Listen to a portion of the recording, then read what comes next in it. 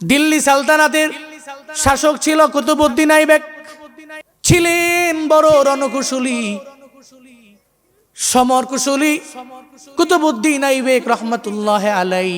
উনি একদিন সিংহাসনের মধ্যে বসে রইলেন। একটা হিন্দু বুড়ি মহিলা ওনার সামনে আসলো, এসে কয়, এই কুতুবউদ্দিন আইবেক, আপনি আমার বড় প্রেসিডেন্ট, আমার রাজা, আমি হলাম আপনার প্রজা, তবে আমি আপনার দরবারে একটা বিচার নিয়ে আসলাম। আপনার সেনা সদস্যদের মধ্যে আমার ছেলেটাও আছে, সে তো হিন্দু। ওনার সেনা সদস্যদের মধ্যে হিন্দু ছিল, মুসলমানও ছিল। আমার ছেলে আপনার কাছে আছে, তার বউ মানে আমার বৌমা ঘরের মধ্যে আছে, মাইল কি মাইল দূরে ওই বৌমা থাকে। চাকরির কারণে সে আপনার কাছেই তো পড়ে রইল। তবে আমার বৌমার একা পাইয়া এলাকার মধ্যে কিছু ছেলে আছে ইফটেজার ছেলে, ইফটিজিং করে, আমার বৌমারে উত্ত্যক্ত করে। ওই বৌমার সাথে খারাপ আচরণ করার জন্য এরা বিভিন্ন লাইন খুঁজতে লাগলো। আমি চিন্তা করলাম এই ঝামেলা থেকে বাঁচার জন্য আমি আপনার দরবারে আসব, আপনার কাছে আমি বিচার দিয়ে দিব, কারণ আমি জানি আপনার দরবারে আসলে আপনি আমারে ফিরাইয়া দিবেন না। আমার বৌমার নিরাপত্তার জন্য আমি আপনার দরবারে চলে আসলাম, আমি আপনার কাছে এই জন্য আইলাম। আমি জানি আমার অন্ততপক্ষে আমার ছেলের দিকে তাকাইয়া আমার বৌমার প্রটোকল দেওয়ার জন্য একটা ব্যবস্থা আপনি নিজেই করে ফেলবেন। কুতুবউদ্দিন আইবেক, ও মহিলা, তুমি জানো না, তোমার ধারণাও নাই, আমার দেশের মধ্যে মুসলিম আছে, হিন্দু আছে। আমি মুসলিমের বেলায় যা করব হিন্দুর বেলাও তা করব। মুসলিম যেমন মুসলিমকে আমি যেভাবে প্রটোকল দিয়ে দিব, একটা হিন্দুর বেলাও সেম প্রটোকল আমার হয়ে যাবে। কারণ এটাই হলো আমার নবী আমারে শিক্ষা দিল, খলিফাতুল মুসলিমিন উমর এটাই শিক্ষা দিয়া গেল। আমি আদালতের লাইন থেকে, ইনসাফের লাইন থেকে এক চুল পরিমাণ আমি দূরে সরতে পারি না। চিল্লায় পড়া যাবে কি মারহাবা। মহিলা কয়ে, তেলে আপনি বিচার করবেন, আমার বৌমাকে প্রটোকল দেওয়ার দায়িত্ব আমি আপনার হাতে দিয়ে চলে গেলাম। তবে যাওয়ার আগে জানায়া দেয়, এই কুতুবউদ্দিন আইবেক, যদি আমি বাড়িতে যাওয়ার পরে আমার বৌমাকে কোনো একটা নষ্ট বষ্ট ছেলে যদি কোনো আমার বৌমার সাথে কোনো খারাপ আচরণ করে, অথবা ইফটিজিং করে, অথবা খারাপ কাজের মধ্যে লিপ্তই হয়ে যায়, যদি আমার বৌমাকে নষ্ট করার চেষ্টা করে, আর যদি করেই ফেলে, আপনি যদি আমার বৌমারে প্রটোকল দিতে না পারেন, হাসরের ময়দানে আল্লাহর বিচারের কাঠগড়ায় আপনার কুতুবউদ্দিন আইবেক, আমি আপনার নামে রবের বিচারের কাঠগড়ে আমি বিচার দিয়া দিব। আমি আল্লাহর দরবারে বলবো। কুতুবউদ্দিন আইবেককে হুমকি দিয়া মহিলা বাড়ির দিকে রওনা চলে গেলেন। এদিকে কুতুবউদ্দিন আইবেকের তো মাথা নষ্ট, হায় হায়, মহিলা বইলা গেল আল্লাহর দরবারে আমার বিচার হয়ে যাবে। যদি তার বৌমাকে কোনো একটা খারাপ ছেলে তার ঘরের মধ্যে যায়, অথবা ওই বৌমার সাথে কোনো খারাপ কাজের মধ্যে লিপ্তই হয়ে যায়, তাহলে তো আমি ঝামেলায় পড়া যাব। উনি চিন্তা করলেন, উনি ওনার আশেপাশের কোনো সেনা সদস্যকে উনি পাঠালেন না, উনি নিজেই সদস্যের ড্রেস উনি নিজেই পরলেন, হাতের মধ্যে অস্ত্র নিয়ে নিলেন, চলে গেলেন। দৌড়াইয়া ওই মহিলার ঘরের কিনারার মধ্যে গিয়া দাঁড়াইয়া রইল। একটা পর্যায়ে ওই নষ্ট বষ্ট ছেলেটা, যখন ওই এলাকার বখাটে ছেলেটা মহিলার সাথে খারাপ কাজ করার জন্য ঘরের মধ্যে আসলো, যখন ওই ছেলের আওয়াজটা মহিলা শুনতে পাইল, হিন্দু বুড়ি মহিলা সঙ্গে সঙ্গে লাভ দিয়া জায়গা কয়, এই কারা আছো, আমার বৌমারে বাঁচাও, আমার বৌমাকে নষ্ট করার জন্য একটা ছেলে আমার ঘরের মধ্যে আইলো। সঙ্গে সঙ্গে দৌড়াইয়া কুতুবউদ্দিন আইবেক তো ঘরের কিনারার মধ্যে আছে, হাতের মধ্যে অস্ত্র লইয়া যায়, ওই জুয়ান পোলারেও ধরে ফেলছে। জুয়ান পোলারে ধইরা কয়, কিরি তুই আমার সম্মান নষ্ট করলি, আমার এলাকার মধ্যে এমন অন্যায় তুই করতে পারলি। কুতুবউদ্দিন আইবেক তারে ধরে ফেললো। মহিলা কয়ে, কার আওয়াজ পাওয়া যায়, কে আমাকে হেল্প করার জন্য চলে আসলো? কই অন্য কেউ আসে নেই, চলে আসছে আপনার এলাকার রাজা, আপনার দেশের রাজা কুতুবউদ্দিন আইবেক নিজেই অস্ত্র নিয়ে আপনার দরবারে হাজির। চিল্লায়া পড়া যাবে কি মারহাবা। কুতুবউদ্দিন আইবেক নিজেই চলে আসছে। তো মহিলা তো অবাক হয়ে গেছে, আপনি আসছেন, অন্য কোন সেনা সদস্যকে পাঠান নাই? কয় না, এই দায়িত্ব তো ওদের না, কুল্লুকুম রাঈন ওয়া কুল্লুকুম মাসউলুন আন রাইয়াতিহি। আল্লাহর দরবারে তো হিসাবের কাঠগড়ায় আমারই হিসাব দেওয়া লাগবে, জবাবদিহি তো আমারে করবে। আমার খাদেমরে করবে না, আর আমার সেনা সদস্যদের করবে না, করবে আমারে। এই জন্য চিন্তা করলাম আমি আমার অন্য কোনো সদস্যকে পাঠাবো না, আমি নিজেই অস্ত্র নিয়ে তোমার বাড়িতে তোমার বৌমাকে প্রটোকল দেওয়ার জন্য আমি নিজেই চলে আসব। চিল্লায়া পড়া যাবে কি আল্লাহু আকবার। উনি চলে আসলেন। এবার ওই নষ্ট বষ্ট ছেলেকে ধরলেন, বলেন মহিলা তোমার ঘরের লাইটটা বন্ধ করো। তো মহিলা লাইটটা বন্ধ করলো। এরপরে উনি চিন্তা রেখা লাভ নাই, হাতে তরবারি দিয়ে দেহ থেকে মাথাটা আলাদা করে ফেললেন। এরপরে মহিলাকে বললেন, মহিলা এবার তুমি তোমার ঘরে লাইটটা জ্বালাও। লাইটটা জ্বালানোর পরে উনি আলহামদুলিল্লাহ বললেন। এরপরে উনি মহিলাকে বললেন, এই হিন্দু মহিলা, আমার তো তৃষ্ণা লেগেছে বহু, তুমি আমাকে এক গ্লাস পানি দাও, আমি পানি পান করব। তো এক গ্লাস পানি দিলেন, পানি পান করলেন। এরপরে মহিলাকে বললেন, মহিলা আমার বিদায় দাও, আমি চলে যাব। হিন্দু মহিলা তো বড় অবাক হয়ে গেল, বলতে লাগলো, আপনার কার্যকলাপ দেখে তো আমার মাথায় নষ্ট। প্রশ্ন জাগলো আমার তিনটা। কুতুবউদ্দিন, আপনি তো শুরুতে আমারে বললে পারতেন, লাইটটা বন্ধ করা নিবানো আমারে দিয়া কেন এটা করাইলেন? প্রথমে চোরটাকে ধরলেন, মানে ওই ধর্ষকটাকে ধরলেন আপনি, ধরার পরে আমারে বললেন লাইটটা বন্ধ করে দাও, কেন বন্ধ করাইলেন? এরপরে আবার আমারে দিয়া লাইটটা কেন জ্বালাইলেন? জ্বালানোর পরে আলহামদুলিল্লাহ কেন বললেন? 3 নাম্বার প্রশ্ন, আমি একটা হিন্দু ঘরের মহিলা, ঘরটাও তো হিন্দুর ঘর, কেন আপনি বললেন এক গ্লাস পানি পান করার জন্য? একটা হিন্দুর ঘরে পানি পান করার জন্য আপনি বললেন, এটা কেন বললেন আমারে জানায়া দেন। এই 3টা সওয়ালের জবাব দিয়া এরপরে আপনি চলে যাবেন আপনার সিংহাসনের মধ্যে। কুতুবউদ্দিন এই বেকায়, আমি নাম্বার 1 আমি তোমারে বললাম, ওই যে লাইটটা বন্ধ করার জন্য আমি কেন বললাম জানো? মহিলা রে, আমি লাইটটা বন্ধ করার জন্য এ কারণেই বললাম, কারণ আমি চিন্তা করলাম যদি এই অপরাধীটা আমার ছেলে হয়ে যায়, অথবা যদি আমার কোনো ভাই হয়ে যায়, অথবা যদি আমার বংশের কোনো লোক হয়ে যায়, তার চেহারার দিকে তাকানোর পরে আমার মায়া লাইগা যাইতে পারে। আর যদি মায়া লাইগা যায়, হাসরের ময়দানে আল্লাহর বিচারের কাঠগড়ে আমি হিসাব দিয়া জান্নাতে যাওয়া পসিবল হবে না। অন্যের বেলায় যা বিচার, আমার ছেলের বেলায়ও হবে সেই বিচার, অন্যের বেলা হবে সেই বিচার, আমার বংশের লোকের বেলাও সেই পরিমাণ, একই পরিমাণ বিচারিত হয়ে যাবে রে মহিলা। এই কারণে যদি আমার বংশের কেউ হয়, আমার কাছে যদি কেউ হয়ে যায়, তাহলে তো আমি তার গলার মধ্যে আমি তরবারি চালাইতে পারবো না, আমি অস্ত্র চালাইতে পারবো না। এই জন্য আমি চিন্তায় পড়ে গেলাম, আমি টেনশনে পড়লাম, তোমারে বললাম তুমি লাইটটা বন্ধ করে দাও। লাইটটা বন্ধ করলা, আমি এই লোকের দেহ থেকে যখন গর্দানটাকে আলাদা করে ফেললাম, এরপরে আমি তোমারে বললাম লাইটটা জ্বালানোর জন্য। আমি আলহামদুলিল্লাহ কেন বললাম জানো? আমি তাকায়া দেখলাম, আমি যেই লোকটারে মারলাম, আল্লাহ দরবারে আমি শুকরিয়া আদায় করলাম, আমি যেই ছেলেটারে মারলাম, এই ছেলেটা আমার বংশের কেউ না, আমার কাছের কেউ না, আমার ক্লোজ কেউ না, আমার ভাই ব্রাদারদের মধ্যেও না, আমার ছেলেদের মধ্যেও আমার ছেলে না, আমি তারে চিনিও না, জীবনে কোনোদিন দেখলাম না। আমি আল্লাহর দরবারে বললাম, ও দয়ার আল্লাহ, জমিনে যারা হয় বড় লিডার, ওই লিডারের দিকে তাকাইয়া তো ডানে বামে সামনে পেছনে নেতার অনেক চেলাফেলা তৈরি হয়ে যায়, নেতার পাওয়ার দেখাইয়া আর একজনের উপরে জুলুম করে, নির্যাতন করে। আল্লাহ গো, তোমার দরবারে বহুত বড় শুকরিয়া, আল্লাহ তোমার দরবারে আমি কৃতজ্ঞ হয়ে গেলাম। আমি কুতুবউদ্দিন আইবেক বড় লিডার হতে পারি, তবে তোমার দরবারে আমি শুকরিয়া আদায় করলাম এই জন্য আমার বংশের মধ্যে এমন ধর্ষক এখনো পর্যন্ত তৈরি হয় নাই, মানুষকে উত্ত্যক্ত করে এমন কোনো খারাপ ছেলে আমার বংশের মধ্যে তৈরি হয় নাই। মহিলারে, যখন আমি দেখলাম আমার বংশের মধ্যে কেউ নাই, বংশের কেউ এই জায়গার মধ্যে নাই, এই ধর্ষকদের লিস্টে নাই, তখনই আমি সঙ্গে সঙ্গে বাতি জ্বালানোর পরে আমি তার চেহারার দিকে তাকাইয়া জোরে করে পড়লাম আলহামদুলিল্লাহ। চিল্লায়া পড়া যাবে কি মারহাবা? কারণ নেতা হইলে তো নেতার যে পাওয়ার, নেতার চেলার এর থেকে বেশি পাওয়ার। ও মনে করে আমার বংশের নেতা, বংশের অনেক লোক দেখবেন তার পাওয়ার দেখাইয়া বাজারে যায় ঠেক দেয়, দোকানে যায় হুমকি মারে, এরে ধরে এরে মারে, কিরে তোর তুই কি নেতা? কয় না, আমি নেতার সেলাসা মুন্ডা। তা আমি তার ডানে বামে থাকি, আমার বংশে একজন লিডার আছে, নেতা আছে, তো তার পাওয়ার দেখায়া বংশের বিভিন্ন লোকেরা মানুষের সাথে অন্যায় আচরণ করে, খারাপ ব্যবহার করে। এমন আছে না নাই? এমন বহু আছে।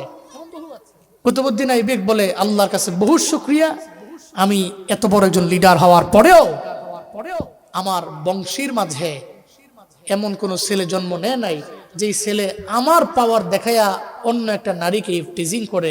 এই জন্য আমি তোমার সামনে বাতি জ্বালানোর পরে আলহামদুলিল্লাহ বললাম। এটা তোমার 2 নাম্বার জবাব। 3 নাম্বার, তুমি যে আমার দরবারে বললা কেন হিন্দুর ঘরের মধ্যে আমি 1 গ্লাস পানি পান করলাম।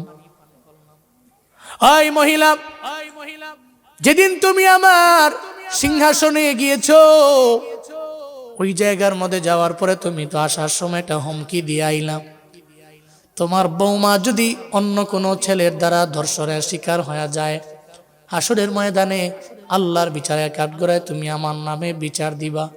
মহিলা রে, ওদিন থেকে 1 ফোঁটা পানিও আমি পান করতে পারি নাই, চিন্তা নিয়া, এই ভয় নিয়া আমি একটু পানিও পান করতে পারি নাই।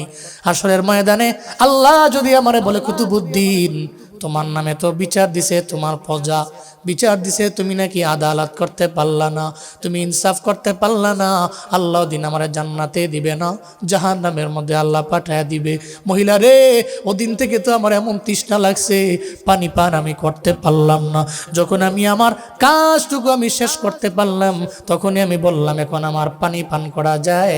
আমি সঙ্গে সঙ্গে তোমারে বললাম 1 গ্লাস পানি দেওয়ার জন্য, আর পানি পান করলাম, আমার তৃষ্ণাটাও মিটে গেল। এখন আমি চলে যাই, আমারে বিদায় দিয়ে দাও। চিল্লা পড়া যাবে কি মারহাবা। ইমানের ডেস্টিনেশন জান্নাত। ইসলাম তো হচ্ছে একটা এটিএম কার্ডের মতো। ওই কার্ডের যে পিন নাম্বার আছে, ওই পিন নাম্বার হচ্ছে কালিমা, ইমান। তো এটা নিয়ে আপনি একটা পথে যাবেন, ওই পথের ডেস্টিনেশন হলো এটিএম বুথ। তো এই পথের নাম হচ্ছে সিরাতুল মুস্তাকিমের পথ। আপনি যাচ্ছেন, এর ডেস্টিনেশন একটা এটিএম বুথ পাইছেন, কার্ড ঢুকাইছেন, পিন নাম্বারও আছে, টাকা বের হবে কি হবে না? হবে। তো আপনি ঈমান আর ইসলাম নিয়ে সিরাতুল মুস্তাকিমের পথে গেছেন, এর ডেস্টিনেশন হচ্ছে জান্নাত। সুবহানাল্লাহ, জোরে পড়া যায় না? ইন্নাল্লাযীনা আমানু ওয়া আমিলুস সলিহাতি কানাত লাহুম জান্নাতুল ফিরদাউসি নুজুলা খালিদিনা ফিহা লা ইয়াবগুনা আনহা হিওয়ালা। আল্লাহ বলেন, 2টা গুণের বিনিময়ে আমি আল্লাহ বান্দারে জান্নাতুল ফিরদাউসের মধ্যে প্রবেশ করাবো। 2টা গুণের মাঝে নাম্বার 1 হলো ঈমান, 2 নাম্বার হলো ঈমানের পরে নেক আমল। এই 2টা গুণের বিনিময়ে আমি আল্লাহ বান্দারে জান্নাতুল ফিরদাউসের মধ্যে ঢুকাবো। তাদের জন্য আমি আল্লাহ জান্নাত বানাইলাম। আ'দাতু লিইবাদিয়াস সালিহিন মা লা আইনুন রাত ওয়ালা উযুনুন সামিআত ওয়ালা খাতার আলা কলবি বাশার। হাদিসে কুদসির মধ্যে আল্লাহ জানায় দিলেন, আমার সালেহ বান্দাদের জন্য আমি আল্লাহ এমন এক জান্নাত বানাইলাম, পৃথিবীর কোন চক্ষু যেই জান্নাত দেখলো না, কোন কর্ণ যেই জান্নাতের ব্যাপারে শ্রবণ করে নাই, কোন মানুষের অন্তরের মধ্যে এই ব্যাপারে কল্পনাও জাগে না, এমন এক জান্নাত আমি সালেহ বান্দাদের জন্য বানাইলাম। চিল্লায় পড়া যাবে কি সুবহানাল্লাহ। আল্লাহ পাক বলেন, 2টা গুণে নিজেরে গুণান্বিত বানায় নাও। নাম্বার 1 ঈমান, আর নাম্বার 2 হলো ঈমানের পরে নেক আমল। এর বিনিময়ে আমি আল্লাহ তোমার জান্নাত উপহার দিয়া দিব রে বান্দা। এই জন্য ঈমান বড় দামি, ঈমানের পরে নেক আমল করনে ওলাও রবের কাছে বড় দামি। আল্লাহ তো সূরা মুমিনুনের প্রথম নম্বর আয়াতের মধ্যে আল্লাহ মুমিনদের ব্যাপারে জানায়া দিলেন, قد أفلح المؤمنون الذين هم في صلاتهم خاشعون। আল্লাহ পাক বলেন অলরেডি মুমিনেরা সফল কাম। কেন? মুমিনদের ব্যক্তিগত গুণের কারণে এরা বড় দামি, এদের ব্যক্তিগত গুণের কারণে এরা সফল কাম হয়ে গেল। আল্লাহ কয় কেমন সফল তারা? কয় ইমানের বিনিময়ে আমি আল্লাহ তারা জান্নাত দিব। সে তো ইমান আনতে যায় পরিশ্রম করলো, কষ্ট করলো, আবার ইমান আনার পরে ওই বান্দা ফজরেও গেল, জোহরেও গেল, আসরেও গেল, মাগরিবও পড়লো, এশাও পড়লো। অনেক মানুষ আছে ইমান আনার পরে আমলের লাইনে আগায় নাই। ওরে নামাজের ব্যাপারে বলা হলে ও কয় নামাজ পড়ি না তো কি হয়েছে, আমার ইমান ঠিক আছে। পর্দা করে না। কিরে নারী, কেন পর্দা করো না? ভেতরের পর্দা বড়, পর্দা উপরের পর্দা সাইরা দাও। এমন কথা বলে বলে বেড়ায়। আবার কয় আমার ইমান পরিপূর্ণ ঠিক। আল্লাহ কয় ইমান আনার পরে যে বান্দা নেক আমলের লাইনে আগাইলো, ইমানের পরে নেক আমল করলো, কষ্ট করে ফজরেও গেল, জোহর বললো, আসর মাগরিব এশাও পড়লো, রমাজানের মধ্যে 30টা রোজাই বান্দা রাখলো, দিনের বেলা খায় না, দিনের বেলা বিবির কাছাকাছিও বান্দা যায় না। এত কষ্ট করনেওয়ালা বান্দাদের জন্য আমি আল্লাহ এমন এক জান্নাত বানাইলাম। ওই জান্নাত আমি আল্লাহ তাহার জন্য অবধারিত বানাইলাম। ওরে আমি আল্লাহ ঢুকাবো যেদিন, ওদিন থেকে নির্দিষ্ট কোনো সময় নাই। খালিদিনা ফিহা, ওই জান্নাতে ঢুকবে তো ঢুকছে তো ঢুকছে, অনন্তকাল ওই জান্নাতের মধ্যে আমি আল্লাহ তারে রাখবো। চিল্লা পড়া যাবে কি মারহাবা? এর মানে ঈমান আর নেক আমলের বিনিময়ে জান্নাত। আল্লাহর দরবারে এজন্য বলো, জমিনের মধ্যে কত মানুষ সারা জীবন লাগাইয়া ঈমানের লাইনে থাকলো, কিন্তু মরণের সময় ঈমান নিয়ে কবরের মধ্যে যেতে পারে না। এমন বহু মানুষ আছে রে বাবা, হঠাৎ করে হিদায়াতের লাইন থেকে অন্য একটা লাইনের লাইনচ্যুত হয়ে চলে গেল। এই জন্য আল্লাহর দরবারে বলা, আল্লাহ তুমি বেঈমান বানায় কবরে নিও না, ঈমান হালাতে আমাদের মরণ দিও। চিল্লা জোরে করে পড়েন আমি। ঈমান নিয়ে কবরে যাওয়া বড় দামি, এর জন্য বড় ফায়দা। হঠাৎ করে দেখবো আমি আমার ঈমান কোন দিক দিয়ে চলে গেল, হিদায়াতের লাইন থেকে আমি অন্য কোনো লাইনে চলে গেলাম। এই যে ফেসবুক অনলাইনের মধ্যে সবাই দেখে, একজনের নাম আছে ইমরান বশির। চেহারার মধ্যে দেখতে মনে হয় কোনো মাদ্রাসার হুজুর, এখনো দেখা যায় পরনের মধ্যে জুব্বাও আছে। ফেসবুকের প্রোফাইলের মধ্যেও চেহারাটা বড় সুন্দর, কোনো মাদ্রাসার হুজুরি মনে হয়, আলেমি মনে হয়, ইমাম মনে হয়, কোনো মাদ্রাসার তালিবে আলেমের মতোই তো লাগে। কিন্তু আল্লাহ কয় হিদায়াতটা আমি আল্লাহ তোর থেকে কেড়ে নিয়ে গেলাম, এখন আর হিদায়াতের লাইনে নাই। আমার নবীর মেয়েরাজ নিয়ে কটূক্তি করতেও দ্বিধা করে না। আমার নবীরে গালি দেয়, ধর্মরে গালি দেয়, ইসলাম গালি দেয়, সেকুলার হয়ে গেল। কত ব্যক্তি তো দেখলাম কত ভালো লাইনে, কিন্তু হঠাৎ করে ওই বান্দা জুব্বা টুব্বা সাইরা দিয়া শার্ট প্যান্ট পইরা হিদায়াতের লাইন থেকে দূরে সরে গেল। এই জন্য আল্লাহর দরবারে বলা, ও আল্লাহ তুমি বেঈমান বানায়া কবরে নিও না, কারণ বহু ব্যক্তি তো হিদায়াতের লাইন থেকে দূরে সরে যায়। আল্লাহ গো তুমি আমাদের বেঈমান বানায়া কবরে নিও না, কালেমা পড়তে পড়তে ঈমান হালাতে মরণ দিও। জোরে কোন আমিন। ঈমানের মরণ বড় দামি মরণ। জগৎ বিখ্যাত একজন ওলি কামিল হযরতে হাসান বসরি, ওনার সামনে ওনার ছাত্রী ছিল রাবেয়া বসরি। হঠাৎ করে একদিন হাসান বসরি বললেন, এই রাবেয়া, তোমার চরিত্র বড় সুন্দর, আমি চাই তোমার মতো নারীরে আমার ঘরের মধ্যে আনবো, মানে বিবাহ করব।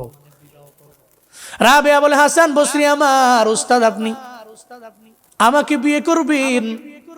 সাবধান, 4টা টেনশন আমার ব্রেইনের মধ্যে আছে, এই টেনশনগুলো দূর করে দিলে আমি আপনার সঙ্গে বিবাহ বন্ধনে আমি আবদ্ধ হয়ে যাব। হাসান বসরি কয়, এই রাবেয়া তুমি আমারে বলো তোমার ব্রেইনের মধ্যে কি টেনশন? নাম্বার 1 টেনশন, ঈমান অবস্থায় আমার মরণ হবে কি হবে না এই ব্যাপারে আমার চিন্তা। আমি চিন্তা নিয়ে আপনার দরবারে প্রশ্ন করলাম, আপনি আমারে বলেন না ঈমান অবস্থায় আমার মরণ হবে কি হবে না, এই ব্যাপারে যদি গ্যারান্টি দিতে পারেন তাহলে বিবাহের বন্ধনে আমিও আবদ্ধ হয়ে যাব।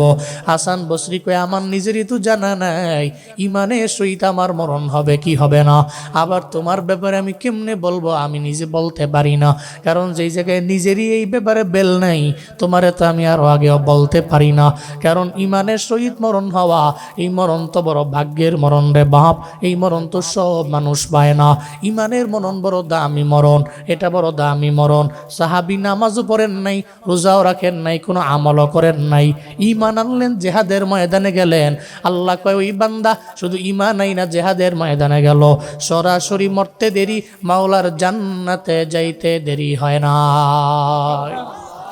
খায়বারের যুদ্ধের কাহিনী, আল্লাহর নবী তাঁবুতে বসে আছেন, সাহাবায়ে কেরাম ওনাদের সামনে এক ইহুদিদের রাখাল দৌড়ে আসলো। আয়েশা কয়, সাহাবায়ে কেরামেরা তোমাদের লিডারের সাথে আমি একটু মোলাকাত করবার চাই, তোমাদের লিডার যিনি, নেতা যিনি, তার সঙ্গে একটু মোলাকাত আমি করব। এটা বলার পরে সঙ্গে সঙ্গে সাহাবায়ে কেরাম দেখায়া দিলেন আমার পয়গম্বরের তাঁবু। এই রাখাল তাকায়া দেখ, ওই তাঁবুর মধ্যে আমাদের লিডার আছে, পয়গম্বর আছে। ইহুদিদের রাখাল কয়, আমি গরিব মানুষ এই কারণে আমার সঙ্গে মজা করলা নাকি? আমি রাখাল মানুষ এই কারণে মজা করলা? মূলত জীবনেও কোনোদিন একজন লিডার হইয়াই তাঁবুর মধ্যে থাকতে পারে না।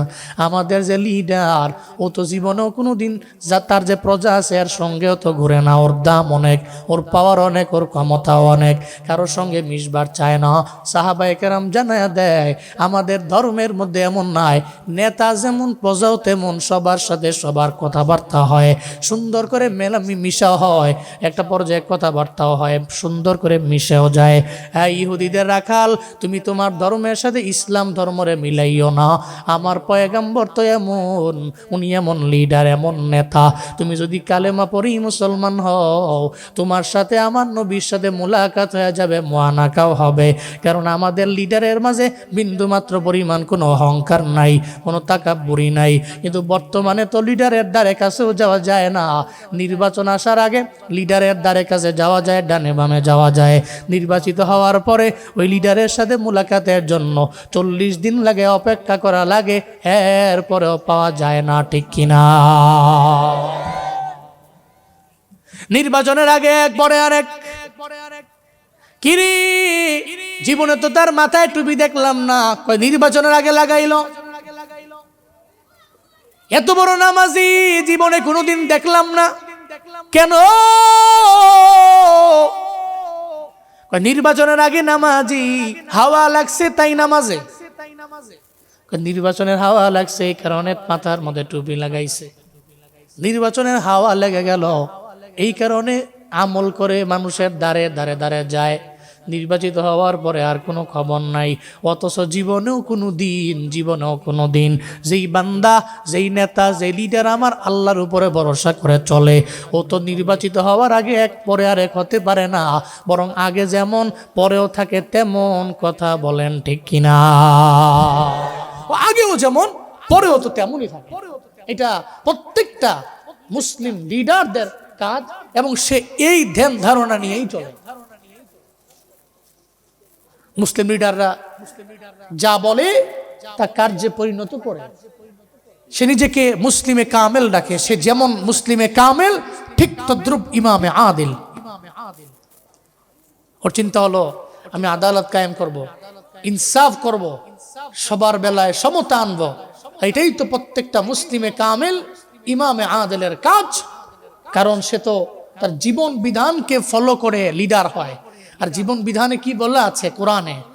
ওয়াইদা হাকামতুম বাইনান নাসি আন তাহকুমু বিল আদল। চিল্লা পড়েন আল্লাহু আকবার। আল্লাহ পাক জানায়া দিলেন বিচার কার্য ফয়সালা করো, তবে আদালত করে নাও, ইনসাফ করে নাও। ইনসাফের লাইনে আগাও, আদালত করো। এই মাতবরেরা, এই বিচারকেরা সবার বেলায় তো সমান করা লাগবে।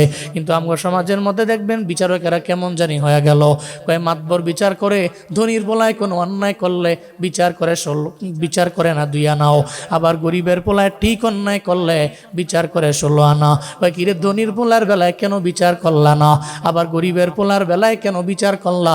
কয় ধনীর পোলার বেলায় বিচার করা যায় না, মনে হয় যে বিকালবেলা সন্ধ্যার সময় পকেটের মধ্যে টাকা ঢুকে গেছে, টাকার নিকট নিজের আকল আর বিবেকটারেও বিক্রি করে দিল, একটা পর্যায়ে ইমানটারেও বিক্রি করে দিয়া ধনীর পোলার বেলায় এক আনাও করে না। গরিবের পোলায় তো গরিব রিক্সা চালক কোনো রকম চলে, ডেল এবার দিন মজুর দিনে আনে দিনে খায়। এখন গরিবের পোলায় যেহেতু টাকাও দিতে পারে নাই, গরিবেও যে পকেটের মধ্যে কোনো একটা অ্যামাউন্টের চেক ধরাইতে পারে নাই, গরিবের পোলার বেলায় ঠিক অন্যায় করার কারণে সেম অপরাধ বিচার করে 16 আনা। এমন মাতবর সমাজে আছে না? না, ধনীর বেলায় এক, গরিবের বেলায় আরেক, হুজুরের বেলায় এক, কামের বেলায় আরেক, বড় নেতার বেলায় এক, সাধারণ মানুষের বেলায় আরেক। জীবনও কোনোদিন এটা মুসলিমে আদেলের কাজ হতে পারে না। একটা আদেল এই চিন্তা করে, ইমামটা এই চিন্তা করে, লিডার এই চিন্তা করে, নেতা এই চিন্তা করে যে আল্লাহ আমার নেতা বানাইছেন, ওই আল্লাহ চাইলে 2 দিনের ভিতরে গাঁট ধরে ধাক্কা দিয়া এই চেয়ার থেকে নামায়া দিতে পারে কি পারে না? আল্লাহ চাইলে সম্ভব। দিল্লি সালতানাতের শাসক ছিল কুতুবউদ্দিন আইবেক, দামি শাসক ছিলেন, বড় রণকুশলী, সমর কুশলী কুতুবউদ্দিন আইবেক রহমতুল্লাহ আলাই। উনি একদিন সিংহাসনের মধ্যে বসে রইলেন, একটা হিন্দু বুড়ি মহিলা ওনার সামনে আসলো, এসে কয়, এই কুতুবউদ্দিন আইবেক, আপনি আমার বড় প্রেসিডেন্ট, আমার রাজা, আমি হলাম আপনার প্রজা, তবে আমি আপনার দরবারে একটা বিচার নিয়ে আসলাম। আপনার সেনা সদস্যদের মধ্যে আমার ছেলেটাও আছে, সে তো হিন্দু, ওনার সেনা সদস্যদের মধ্যে হিন্দু ছিল, মুসলমানও ছিল। আমার ছেলে আপনার কাছে আছে, তার বউ মানে আমার বৌমা ঘরের মধ্যে আছে, মাইল কি মাইল দূরে ওই বৌমা থাকে, চাকরির কারণে সে আপনার কাছেই তো বড় রইল। তবে আমার বৌমার একা পাইয়া এলাকার মধ্যে কিছু ছেলে আছে ইফটেজার ছেলে, ইফটিজিং করে, আমার বৌমারে উত্ত্যক্ত করে। ওই বৌমার সাথে খারাপ আচরণ করার জন্য এরা বিভিন্ন লাইন খুঁজতে লাগলো। আমি চিন্তা করলাম এই ঝামেলা থেকে বাঁচার জন্য আমি আপনার দরবারে আসব, আপনার কাছে আমি বিচার দিয়ে দিব, কারণ আমি জানি আপনার দরবারে আসলে আপনি আমারে ফিরাইয়া দিবেন না। আমার বৌমার নিরাপত্তার জন্য আমি আপনার দরবারে চলে আসলাম, আমি আপনার কাছে এই জন্য আইলাম, আমি জানি আমার অন্ততপক্ষে আমার ছেলের দিকে তাকাইয়া আমার বৌমার প্রটোকল দেওয়ার জন্য একটা ব্যবস্থা আপনি নিজেই করে ফেলবেন। কুতুবউদ্দিন আইবেক, ও মহিলা, তুমি জানো না, তোমার ধারণাও নাই, আমার দেশের মধ্যে মুসলিম আছে, হিন্দু আছে, আমি মুসলিমের বেলায় যা করব হিন্দুর বেলাও তা করব। মুসলিম যেমন, মুসলিমকে আমি যেভাবে প্রটোকল দিয়া দিব, একটা হিন্দুর বেলাও সেম প্রটোকল আমার হয়ে যাবে, কারণ এটাই হলো আমার নবী আমারে শিক্ষা দিল, খলিফাতুল মুসলিমিন উমর এটাই শিক্ষা দিয়া গেল। আমি আদালতের লাইন থেকে, ইনসাফের লাইন থেকে এক চুল পরিমাণ আমি দূরে সরতে পারি না। চিল্লা পড়া যাবে কি মারহাবা? মহিলা কয়ে, তেলে আপনি বিচার করবেন, আমার বৌমাকে প্রটোকল দেওয়ার দায়িত্ব আমি আপনার হাতে দিয়ে চলে গেলাম।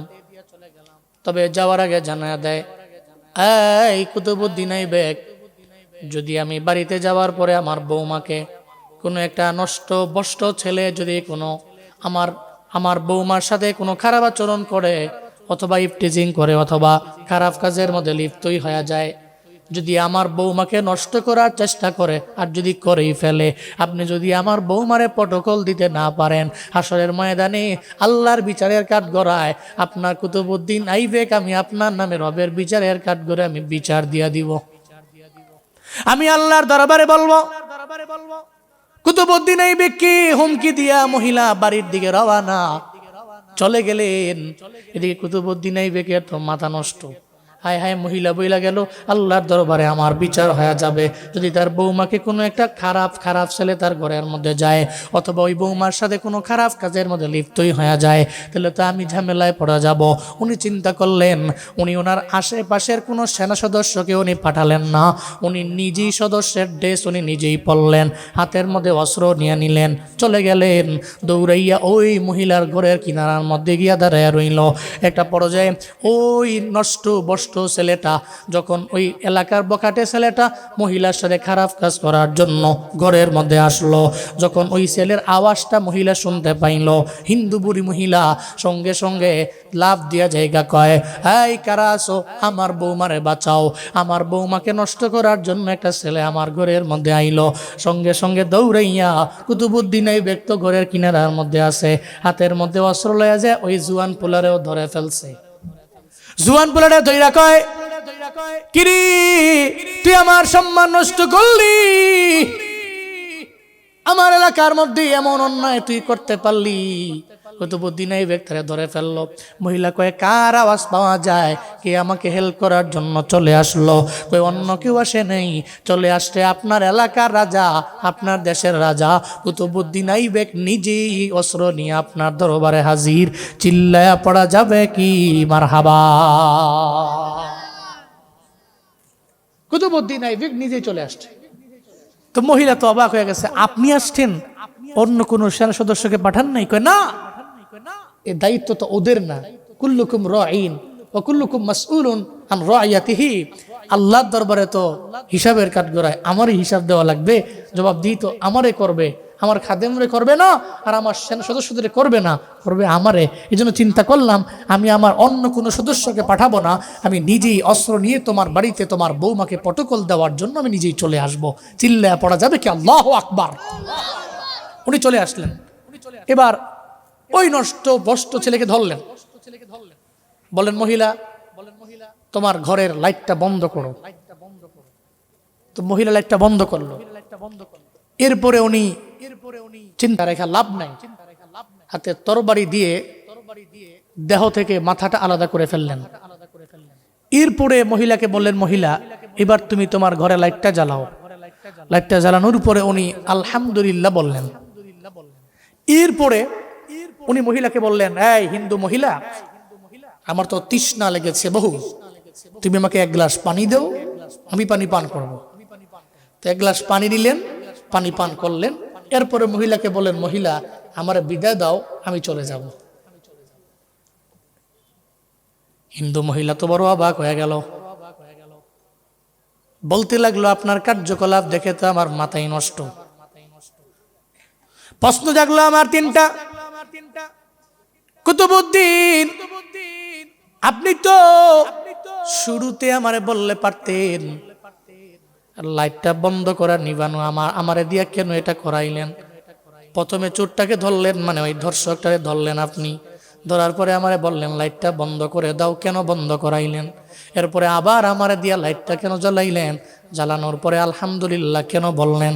3 নাম্বার প্রশ্ন, আমি একটা হিন্দু ঘরের মহিলা, ঘরটাও তো হিন্দুর ঘর, কেন আপনি বললেন এক গ্লাস পানি পান করার জন্য? একটা হিন্দুর ঘরে পানি পান করার জন্য আপনি বললেন, এটা কেন বললেন আমারে জানায়া দেন। এই 3টা সওয়ালের জবাব দিয়া এরপরে আপনি চলে যাবেন আপনার সিংহাসনের মধ্যে।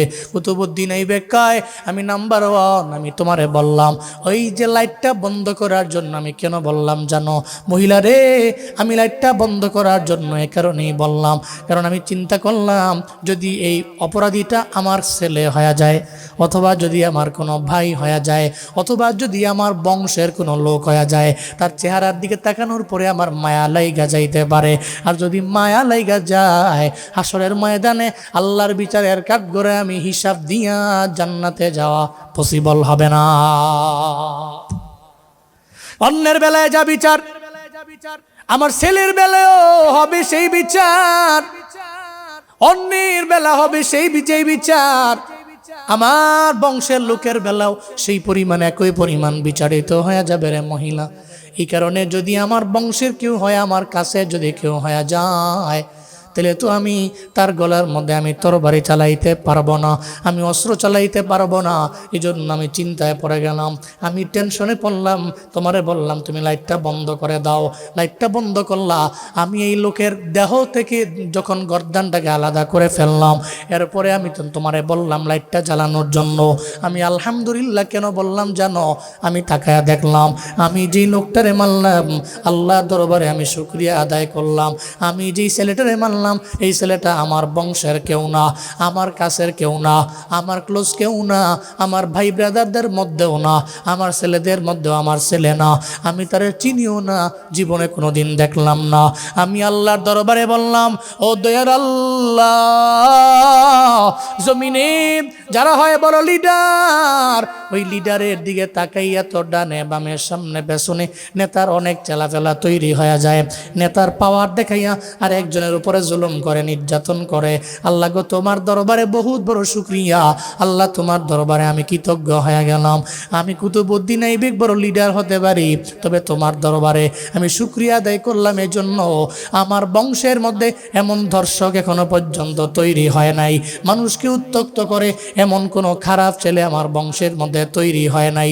মহিলারে যখন আমি দেখলাম আমার বংশের মধ্যে কেউ নাই, বংশের কেউ এই জায়গার মধ্যে নাই, এই দর্শকদের লিস্টে নাই, তখনই আমি সঙ্গে সঙ্গে বাতি জ্বালানোর পরে আমি তার চেহারার দিকে তাকাইয়া জোরে করে পড়লাম আলহামদুলিল্লাহ। চিল্লায়া পড়া যাবে কি মারহাবা? কারণ নেতা হইলে তো নেতার যে পাওয়ার, নেতার চেলার এর বেশি পাওয়ার। ও মনে করে আমার বংশের নেতা, বংশের অনেক লোক দেখবেন তার পাওয়ার দেখাইয়া বাজারে যায় ঠেক দেয়, দোকানে যায় হুমকি মারে, এরে ধরে এরে মারে। কিরে তোর তুই কি নেতা? কয় না, আমি নেতার সেলা সামুন্ডা। তা আমি তার ডানে বামে থাকি, আমার বংশে একজন লিডার আছে, নেতা আছে, তো তার পাওয়ার দেখাইয়া বংশের বিভিন্ন লোকেরা মানুষের সাথে অন্যায় আচরণ করে, খারাপ ব্যবহার করে। এমন আছে না নাই? এমন বহু আছে। কুতুবউদ্দিন আইবেক বলে আল্লাহর কাছে বহু শুকরিয়া, আমি এত বড় একজন লিডার হওয়ার পরেও আমার বংশীর মাঝে এমন কোন ছেলে জন্ম নেয় নাই যেই ছেলে আমার পাওয়ার দেখাইয়া অন্য একটা নারীকে টিজিং করে। এই জন্য আমি তোমার সামনে বাতি জ্বালানোর পরে আলহামদুলিল্লাহ বললাম। এটা তোমার 2 নাম্বার জবাব। 3 নাম্বার, তুমি যে আমার দরবারে বললা কেন হিন্দুর ঘরের মধ্যে আমি 1 গ্লাস পানি পান করলাম। ওই মহিলা, যেদিন তুমি আমার সিংহাসনে গিয়েছো, ওই জায়গার মধ্যে যাওয়ার পরে তুমি তো আসার সময় একটা হুমকি দিয়ে আইলাম, তোমার বৌমা যদি অন্য কোনো ছেলের দ্বারা ধর্ষণের শিকার হয়ে যায়, হাসরের ময়দানে আল্লাহর বিচারের কাঠগড়ায় তুমি আমার নামে বিচার দিবা। মহিলা রে, ওদিন থেকে 1 ফোঁটা পানিও আমি পান করতে পারি নাই, চিন্তা নিয়া, এই ভয় নিয়া আমি একটু পানিও পান করতে পারি নাই। হাসরের ময়দানে আল্লাহ যদি আমারে বলে কুতুবউদ্দিন তোমার নামে তো বিচার দিছে তোমার প্রজা, বিচার দিছে, তুমি নাকি আদালত করতে পারলা না, তুমি ইনসাফ করতে পারলা না, আল্লাহ দিন আমার জান্নাতে দিবে না, জাহান্নামের মধ্যে আল্লাহ পাঠায়া দিবে। মহিলা রে, ওদিন থেকে তো আমার এমন তৃষ্ণা লাগছে, পানি পান আমি করতে পারলাম না। যখন আমি আমার কাজটুকু আমি শেষ করতে পারলাম, তখনই আমি বললাম এখন আমার পানি পান করা যায়। আমি সঙ্গে সঙ্গে তোমারে বললাম 1 গ্লাস পানি দেওয়ার জন্য, আর পানি পান করলাম, আমার তৃষ্ণাটাও মিটে গেল। এখন আমি চলে যাই, আমারে বিদায় দিয়া দাও। চিল্লা পড়া যাবে কি মারহাবা? হওয়া লাগবে এমন ইমামে আদেল। মুসলিমদের লিডাররা হয় এমন ইমামে আদিল, আদালতের লাইনে হয় আগাইয়া। জীবনও কোনোদিন অন্যের বেলায় যা, নিজের বেলায় অন্য এটা করে না, অন্যের বেলায় যা, নিজের বেলায় তাই করে দেখায়। এরা তো আদালতের লাইনে আগায়া, ইনসাফের লাইনে আগায়া। আমার মদিনাওয়ালা নবীর ব্যাপারে এবার জানা দেয়, তুমি যদি ওনে যাও, ওখানে গেলে দেখবা তাবুর মধ্যে ইহুদিরে, ওই জায়গার মধ্যে পয়গাম্বর তো ওই জায়গার মধ্যে আছে, ওখানে গেলে দেখবা আমাদের লিডার আছে, আমাদের নেতা ওই তাবুর মধ্যে বসে আছে। ইহুদি অবাক হয়ে গেলেন, দৌড়ে চলে গেলেন তাবুর মাঝে, যা দেখে তাবুর মধ্যে আমার পয়গাম্বর বসা। ভিতরে ঢুকলো, তখন তো তার কাছে আমার নবী না, তার কাছে আমার নবী তো নবীর নাম দয়া সম্বোধন করে, কয় মোহাম্মদ। আপনি তো এই সমস্ত সাহাবায়ে কেরামদের বড় লিডার। কয় হ্যাঁ। আমি জানি আপনি একটা দাওয়াত দেন। কিসের দাওয়াত?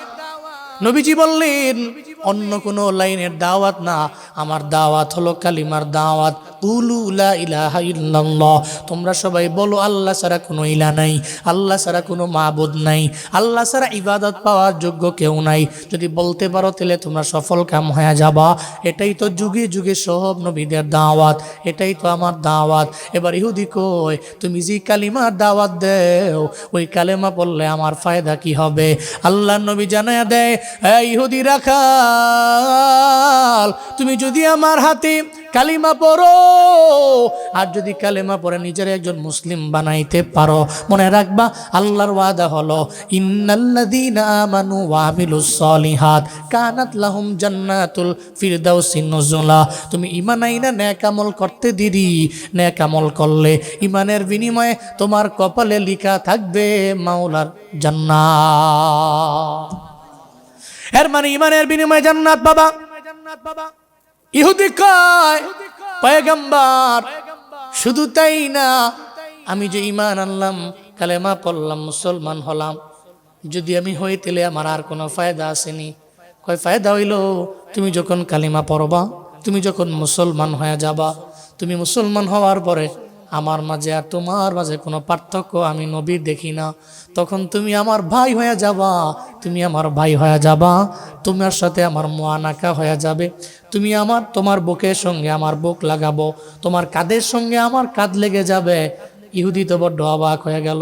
ইহুদি কয় আমার দেহের মধ্যে দুর্গন্ধযুক্ত আমার পুরা বডি, এই দুর্গন্ধযুক্ত বডিটা আপনার গায়ের সঙ্গে আপনি লাগাবেন।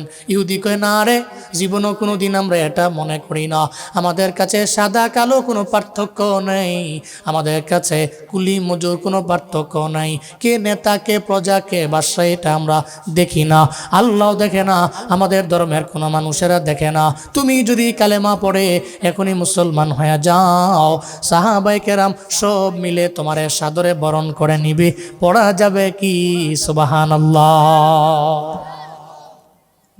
লা ফারকা বাইনা লাভিয়ার ওয়াল আসওয়াদ, সাদা আর কালো কোনো পার্থক্য তো এখানে নাই।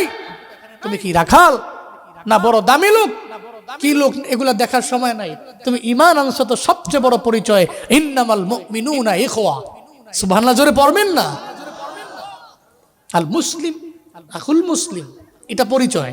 তুমি কালেমা পড়ছো তো ঈমান আনছো, মুসলিম হইছো, তো তোমার যারা আছে ডানে বামে যারা আছে সাহাবায়ে কেরাম এরা সব তোমার ভাই।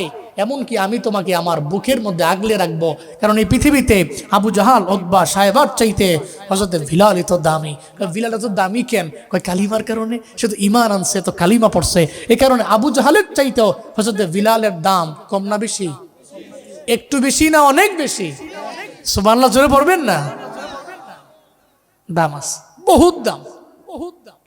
তো ঈমানের কারণে তুমি দামি হবা, তোমার বুকের সাথে আমার বুক লাগবে। এটা বলার পরে চিন্তা করি, ইহুদি আমি যেই দলের, আমার দলের নেতা তো এমন কথা বলবে দূরের কথা, আমার দলের নেতা তো জীবনে কোনোদিন এই আশ্বাস দিতে পারবেও না, জীবনেও তার বুকে আমার নিবে না। আমি রাখাল মানুষ, সারাদিন মেষ চড়াই, ছাগল চড়াই, কষ্ট করি, শরীরে ঘাম দুর্গন্ধ, জীবনে নিবে না। কিন্তু উনি লিডার, এত বড় লিডার, উনি বলতেছে যে ওনার বুকের সঙ্গে আমার নিয়ে নিবে, তাহলে অফকোর্স ওনার ধর্ম সত্য ধর্ম, উনি নবী, সত্য নবী। কয় আমারে পড়ায়া দেন, আশহাদু আল্লা ইলাহা ইল্লাল্লাহু ওয়া আশহাদু আন্না মুহাম্মাদান আবদুহু ওয়া রাসূলুহু। কালিমা বললেন, মুসলমান হয়ে গেলেন।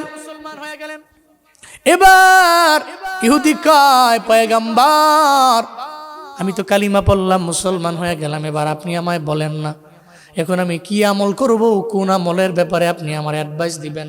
নবীজি বললেন এখন নামাজের সময় না যে আমি তোমার নামাজের ব্যাপারে বলবো। নবীজি বললেন তোমাকে রোজার সময় না, যে রমজান না রোজার ব্যাপারে বলবো।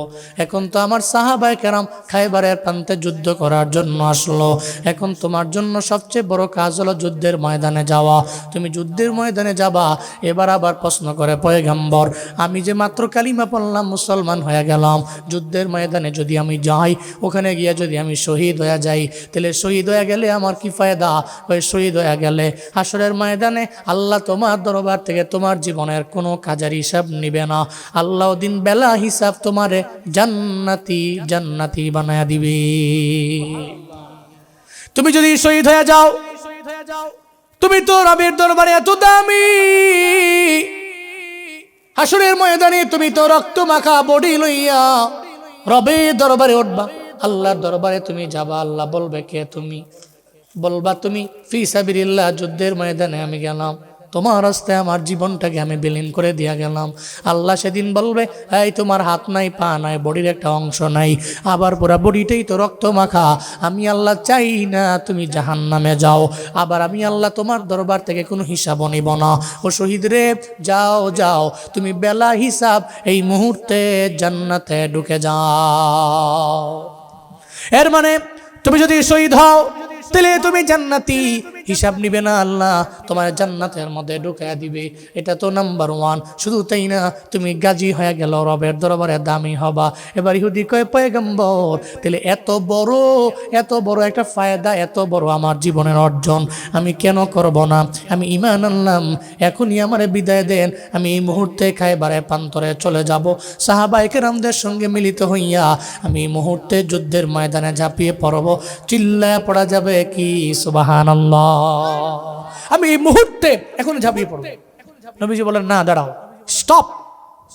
তুমি যাবা ঠিক আছে, তবে যাওয়ার আগে কিছু কাজ আছে। এই যে তোমার সামনে যে ছাগলগুলো আছে, এর মালিক তো তুমি না, এর মালিক তো ইহুদি। এর মালিক কে? এর মালিক তো ইহুদি। তুমি তো এর মালিকানায় নাই। তুমি কালেমা পড়ছো, মুসলমান হয়ে গেছো। তুমি মুসলমান হয়ে গেছো, এই কারণে তুমি যে এই ছাগলগুলো আমার কাছে দিয়া, হ্যান্ড ওভার করে দিয়া তুমি যুদ্ধের ময়দানে গিয়া শহীদ হয়ে যাবা না। যেহেতু এই হক আমার না, এই হক কোনো সাহাবীর না, যেহেতু এই হক তোমার না, তো কোনোভাবেই তুমি এই ছাগলগুলো ফিরাইয়া না দিয়া যুদ্ধের ময়দানে যেতে পারবা না। সুবহানাল্লাহ জোরে পড়বেন না? এটা বান্দার হক, মারাত্মক। মিয়া নামাজ পড়েন নাই, রোজা রাখেন নাই, আমল করেন নাই, আল্লাহর কোনো আদেশ মানেন নাই, চলছেন বেদিনের মতো, নিজের মতো কইরা, হাসরের ময়দানে আল্লাহ চাইলে তো আপনারা মাফ করতে পারে না? কারণ কাকে আল্লাহ মাফ করবেন, কারে করবেন না, এ ব্যাপারে এখতিয়ার কার? ফায়াগফিরু লিমান ইয়াশা ওয়া ইউআযযিবু মান ইয়াশা।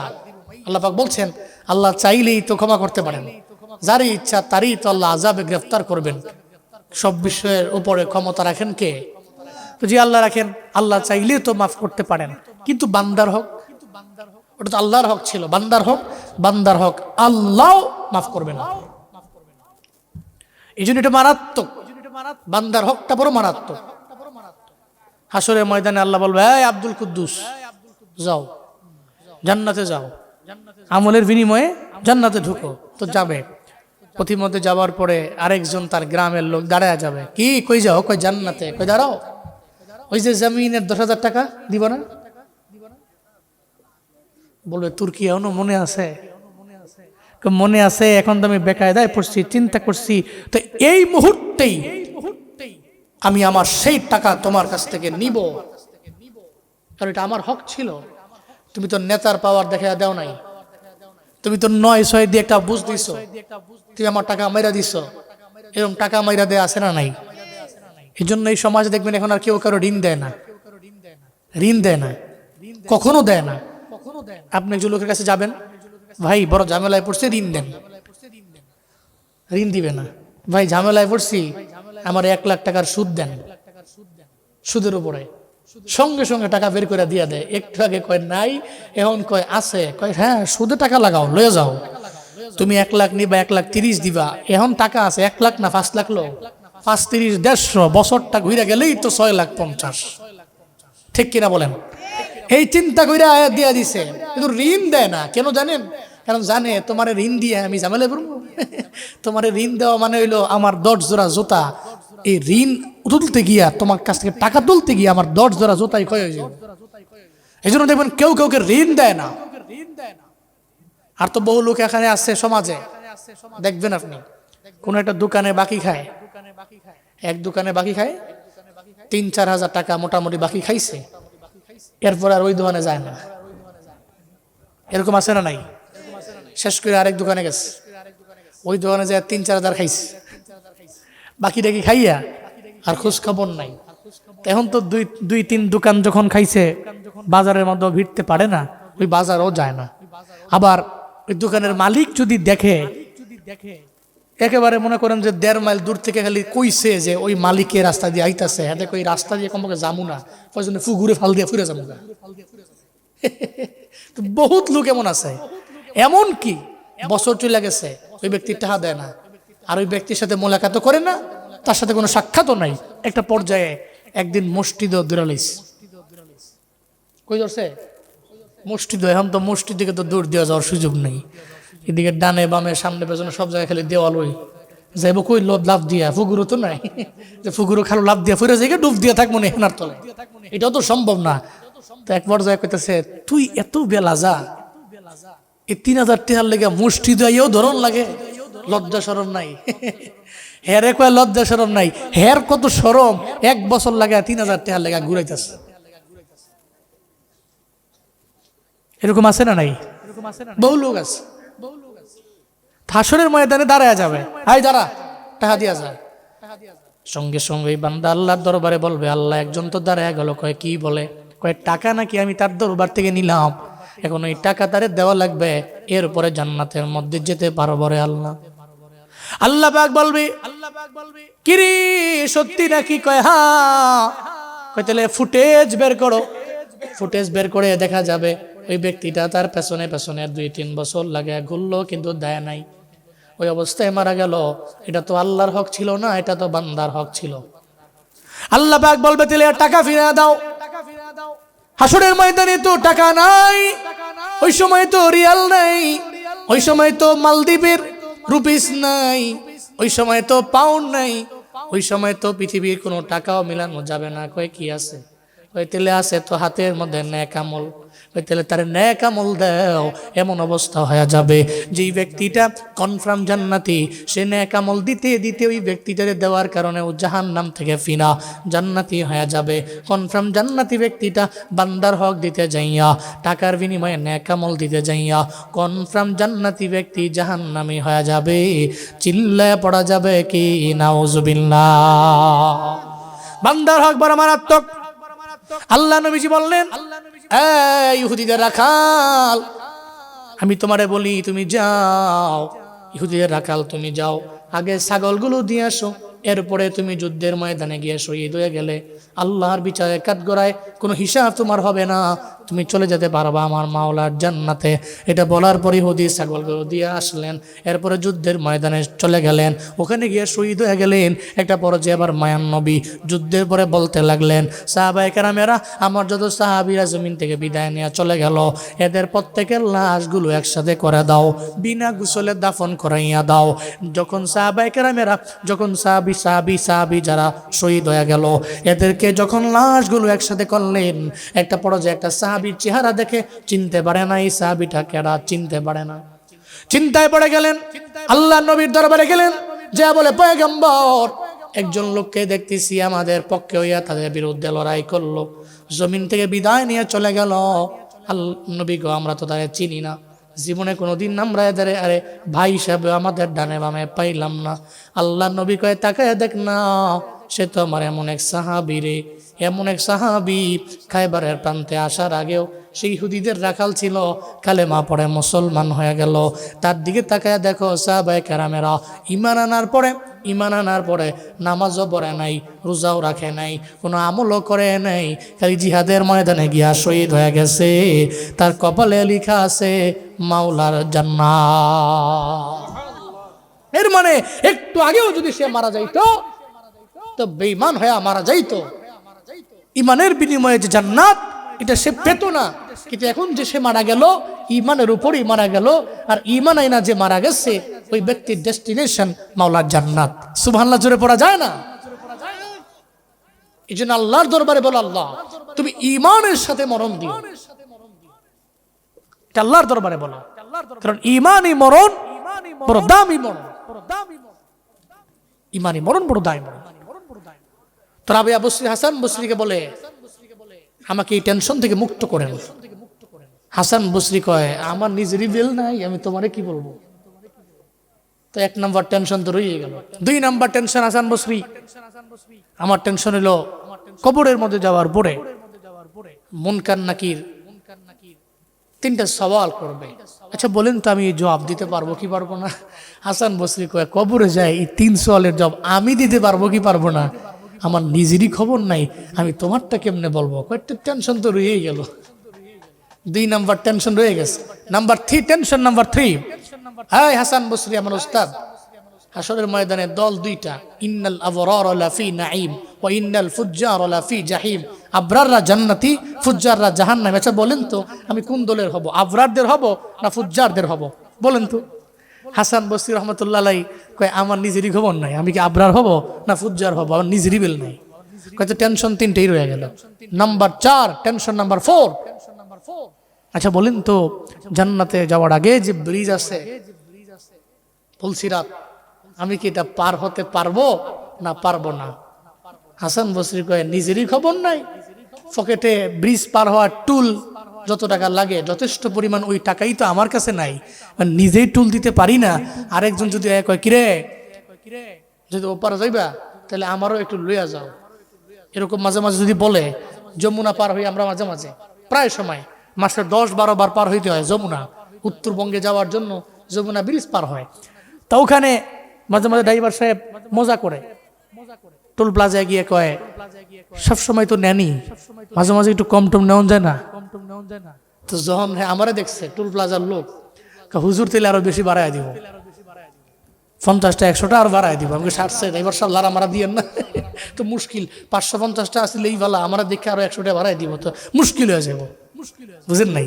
তো তখন তো এই টুল দিয়া ব্রিজ পার হইয়া যমুনা পার হইয়া ওপার যাওয়া লাগে। তা আমার কাছে যদি টাকাই না থাকে, টোল প্লাজায় আমি যে টুল দিতে পারবো না, ব্রিজ পার হয়ে আমি ওপার যেতে পারবো না। তো আরেকজন যদি আমারও লইয়া যাও, তা আমি তোর ধমক দিব, ধর্মিয়া আমার নিজেরই খবর নাই, তোমারই নিমো কেমন? হাসান বসরি কয়, পুলসিরাত নামক ব্রিজ পার হওয়ার টুল তো যথেষ্ট পরিমাণ আমার কাছে আছে কিনা এটার ব্যাপারেই তো আমার নিজের গ্যারান্টি নাই। নিজেই পার হয়ে জান্নাতে যেতে পারবো কি পারবো না গ্যারান্টি নাই, তোমার নিমু তো দূর কি বাত। রাবিয়া বসরি কয়, ঠিক আছে, 4টা প্রশ্ন করলাম, টেনশনের কথা জানাইলাম, আপনি নিজেই তো এই টেনশনে আছেন, তাহলে যেহেতু এই টেনশন থেকে আমাকে মুক্ত করতে পারলেন না, আপনার সঙ্গে বিবাহ বন্ধনে আমি আবদ্ধও হতে পারবো না। চিল্লায়া পড়েন না আল্লাহু আকবার। এই জন্য আসুন, নিজের আমল তো নিজের কবর। আমার ব্যক্তিগত ইমানকে, ব্যক্তিগত আমলকে আমি মজবুত করি ইনশাআল্লাহ। হ্যাঁ, আমার কবরে কেউ যাবে না, আমি একা যাব, আমার হিসাবটা আমার একারই দেওয়া লাগবে। সো এই পৃথিবীতে আমি যা করব নিজের জন্য। মান দানা নাফসাহু ওয়া আমিলা লিমা বাদাল মাউত, কাইয়িস তো সে ব্যক্তি, চালাক তো সে যে মৃত্যু পরবর্তী জীবনের জন্য কিছু পুঁজি বানায়। ও চিন্তা করে যে আমি মারা যাব, চলে যাব কবরে, আমি একা যাব, দিন শেষে যে আমি একা, এরপরে কবর থেকে উঠা মিজানের দাঁড়িপাল্লায় ওখানে আমি একা, হাসরের ময়দানে সব তো সবার মতো দৌড়াবে, অন্তত পক্ষে আমি যাতে আমার পুঁজি দিয়া জান্নাত পর্যন্ত যেতে পারি। আল্লাহ আমাদের সব ভাইকে এই পুঁজি নিয়ে যাওয়ার তৌফিক দান করেন। সকলে চিল্লায় পড়ে না আমিন।